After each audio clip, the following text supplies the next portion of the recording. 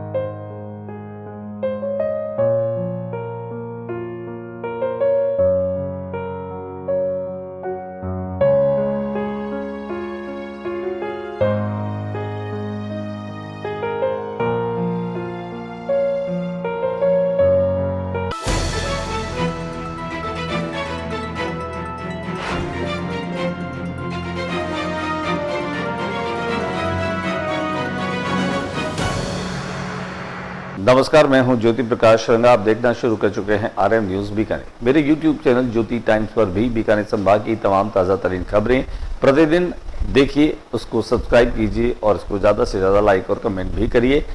गुरु पूर्णिमा, जिसे व्यास पूर्णिमा भी कहा जाता है, आप सभी को RM न्यूज और ज्योति टाइम्स की तरफ से मेरी ओर से बहुत बहुत बधाई और सभी को शुभकामनाएं।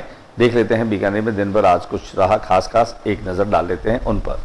गुरु समाज का सर्वांगीण विकास करते हैं पूज्य स्वामी विमर्शानंद जी महाराज ने कही।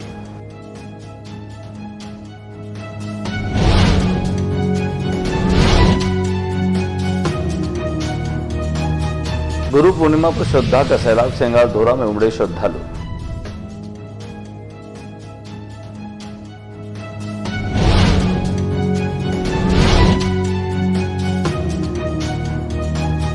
लालेश्वर महादेव मंदिर शिवाड़ी बीकानेर में गुरु पूर्णिमा के अवसर पर ब्रह्मलीन पूज्य सोमगिरी महाराज की समाधि पर पूज्य स्वामी विमर्शानंद जी महाराज द्वारा विशेष पूजा।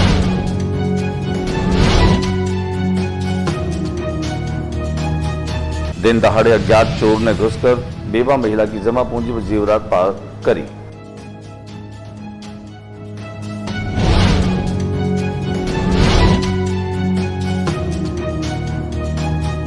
एक्सरे गली में करंट से मरी गाय, लोगों ने किया हंगामा, पुलिस पहुंची मौके पर।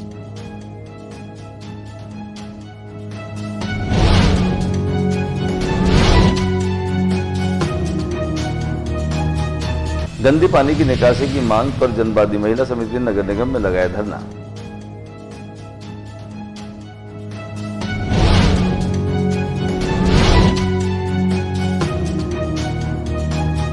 पर्यावरण प्रेमी रामेश्वर लाल बिश्नोई ने अपने जन्मदिन को विशेष बनाने के लिए राजस्थान के प्रत्येक जिले केजड़ी के पौधे लगा करके जन्मदिन मनाया।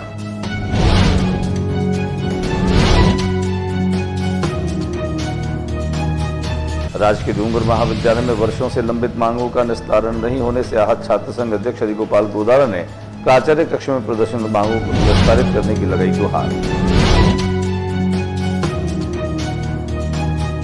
बीकानेर की खिलाड़ियों ने जीते राष्ट्रीय स्तर पर 1 स्वर्ण, 2 सिल्वर और 4 कांस्य पदक।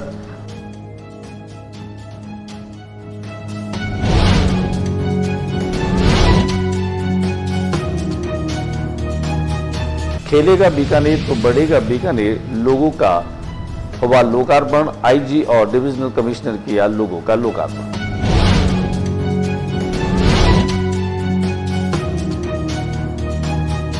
चूरू के भानुका गांव में हुआ फाइटर जेट क्रैश, 2 की मौत।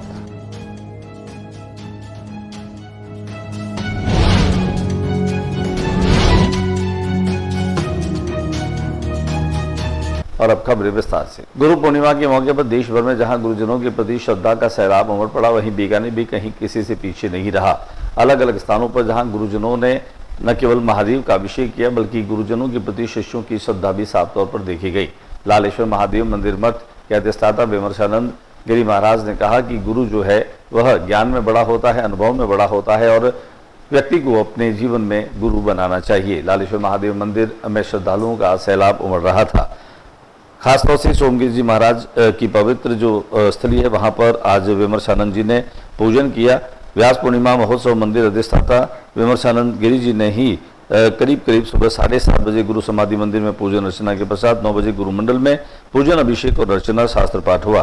10 बजे सामूहिक गुरु पूजन तथा पूज्य स्वामी महाराज द्वारा 10:30 बजे प्रवचन है। पूज्य श्री स्वामी जी ने गुरु पूर्णिमा के पर्व पर सभी शिष्यों भक्तों को बधाई देते हुए कहा कि गुरु एक सर्वव्यापक तत्व है और वह सर्वव्यापक शक्ति किसी भी व्यक्ति के माध्यम से, किसी भी परिस्थिति के माध्यम से किसी के अंदर भी प्रकट हो सकती है। आइए हम आपको लिए चलते हैं लालेश्वर महादेव मंदिर मठ, जहां पर विमर्शानंद जी ने सोमगिरी जी महाराज के समाधि स्थल पर पूजन किया, महादेव का पूजन किया और उसके पश्चात उन्होंने ये प्रवचन कहे। गुरु पूर्णिमा के मौके पर ही धनीनाथ गिरी मठ में भी विश्वकानंद महाराज का भी पूजन करने के लिए उनके शिष्य पहुंचे। इस मौके पर उन्होंने भी गुरु की महत्ता को न केवल शिष्यों के सामने प्रकट किया, बल्कि उन्होंने कहा कि गुरु जो है वो गोविंद से भी बड़ा है, वह ईश्वर से भी बड़ा है। उन्होंने इस बात को लेकर के शिष्यों को इस बात को लेकर के कहा कि गुरु पूर्णिमा का ये पर्व जो है वो केवल औपचारिकता या रस्म निभाने का पर्व नहीं है, बल्कि गुरु के द्वारा दिए गए ज्ञान को व्यवहार में अमल ला करके अपने इस लोक को पार करने का है। दिखाते हैं आपको क्या कुछ कहा स्वामी विश्वकानंद महाराज ने। अथुसरबास में स्थित नवलेश्वर मठ जो मंदिर है, सत्य शिवनाथ जी महाराज ने भी आज अपनी गुरु परंपरा में गोरखनाथ जी और अपने अन्य गुरुजनों की मूर्ति का पूजन अर्चन किया, यहाँ पर अभिषेक किया। यहाँ पर शिव सत्यनाथ महाराज की प्रवचन सुनने के लिए बड़ी संख्या में श्रद्धालु पहुंचे। उन्होंने सभी श्रद्धालुओं को आशीर्वाद दिया और उन्होंने पुण्य कार्य करते हुए जीवन पथ पर आगे बढ़ने का आशीर्वाद दिया। लिए चलते हैं आपको नवलेश्वर महादेव मंदिर मठ में।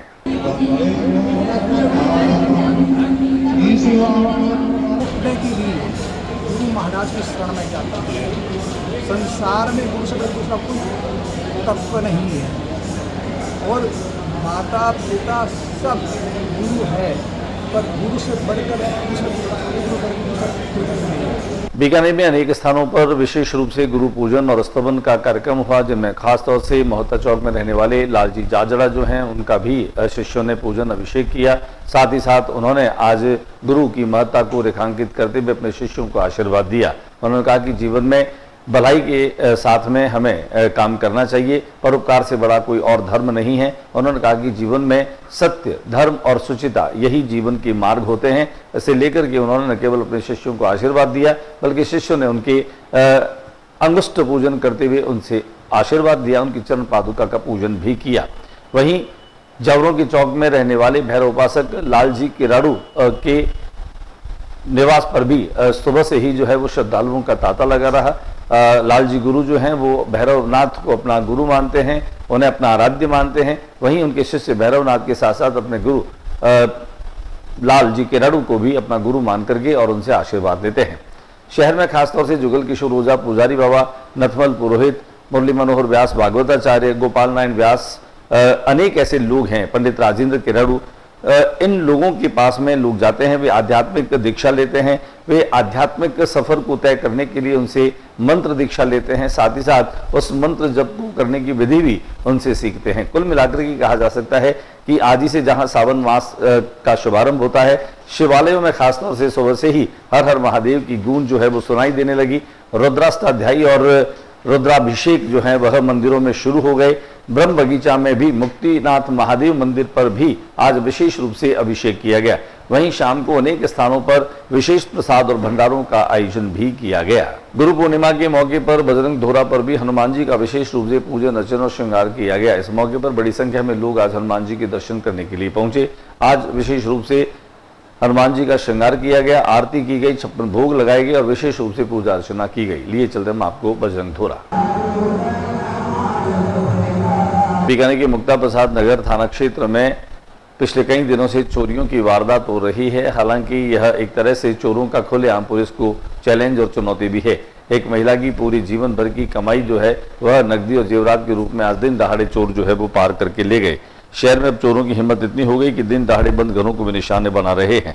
इसी क्रम में बुधवार को मुक्ता प्रसाद थाना क्षेत्र के पूगल फाटा पोस्ट ऑफिस के पास रहने वाले स्वर्गीय मूलचंद बिस्सा के घर में अज्ञात चोरों ने घुसकर सोने के आभूषण, हजारों रुपए की नकदी पार कर ली। बीकानेर में यूं तो बारिश जो है उसका इंतजार रहता है, थोड़ी बारिश में ही परेशानियां बहुत सारी हो जाती है।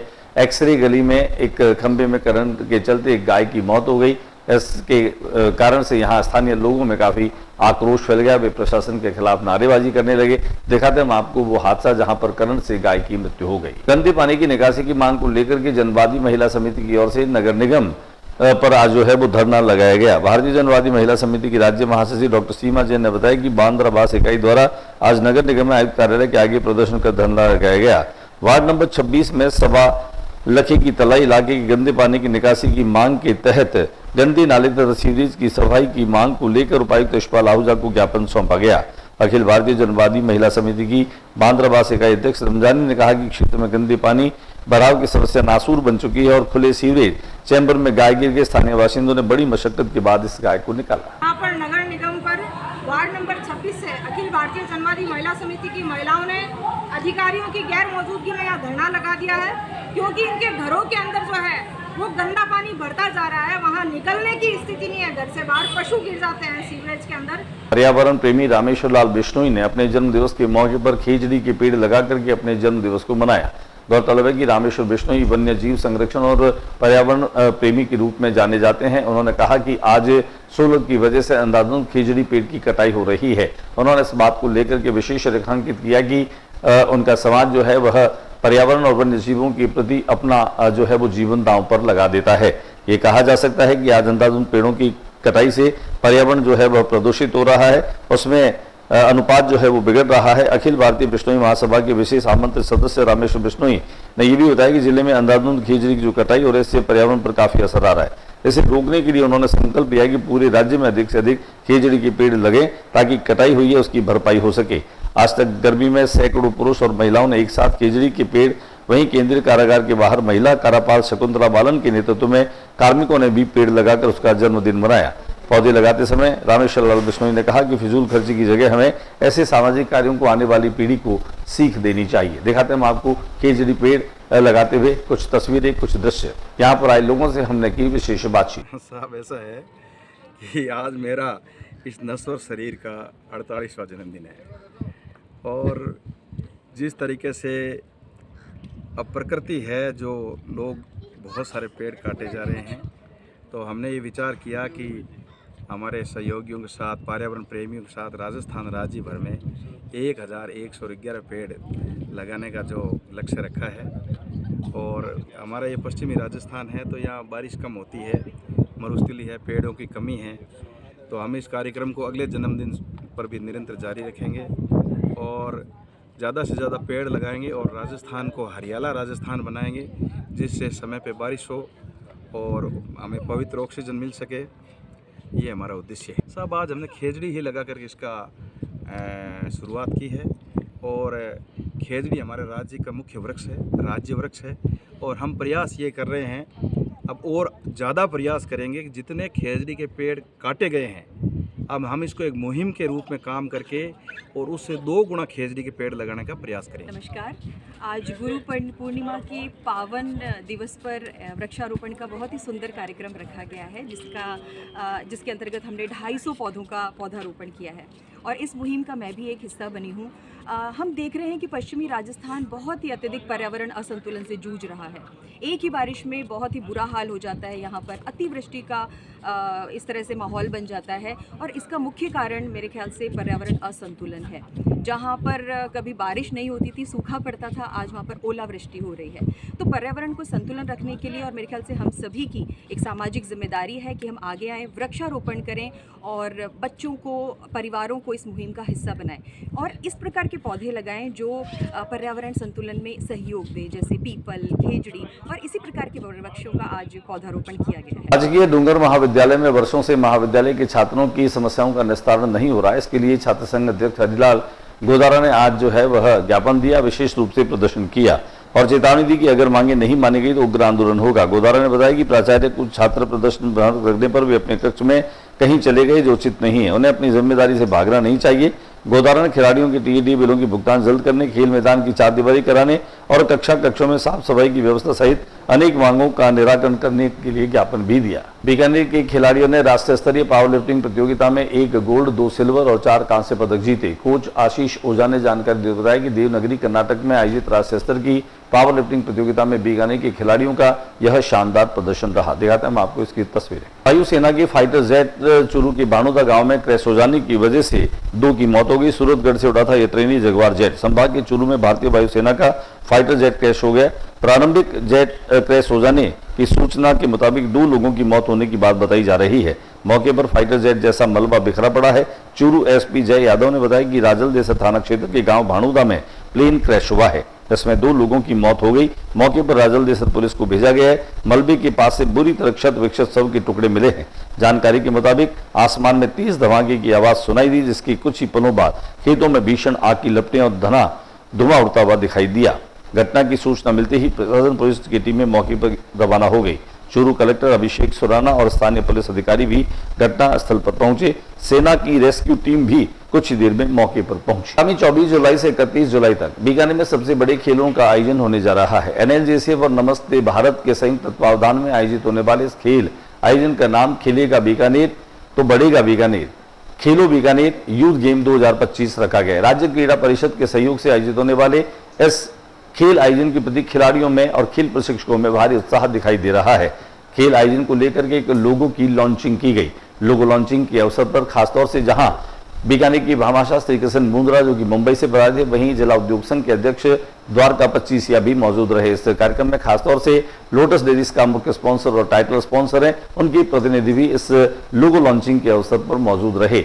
यहाँ पर यूआईटी के पूर्व चेयरमैन जहां महावीर राका, शरद आचार्य सहित कई गणमान्य लोग जो हैं वो पहुंचे। कुल मिलाकर के कहा जा सकता है कि इस खेल आयोजन के प्रति लोगों में रुचि बढ़ रही है। खिलाड़ियों में और खेल प्रशिक्षकों में भी इस आयोजन को लेकर के जबरदस्त उत्साह नजर आ रहा है।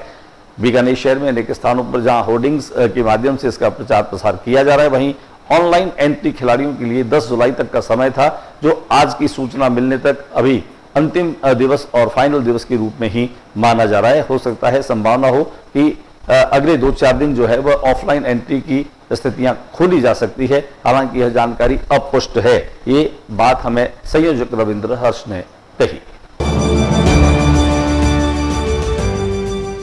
आज के बुलेटिन में बस इतना ही। अगले बुलेटिन में नई गतिविधियों के साथ इस समय इसी चैनल पर फिर मुलाकात होगी। न्यूज रूम से ज्योति प्रकाश रंगा को इजाजत दीजिए। बीकानेर में होने वाली तमाम ताजा तरीन घटनाओं को प्रतिदिन आप लोगों तक पहुंचाता हूं ज्योति टाइम्स के माध्यम से। इजाजत दीजिए, नमस्कार। और जाते जाते मेरे YouTube चैनल ज्योति टाइम्स को जरूर सब्सक्राइब कीजिए।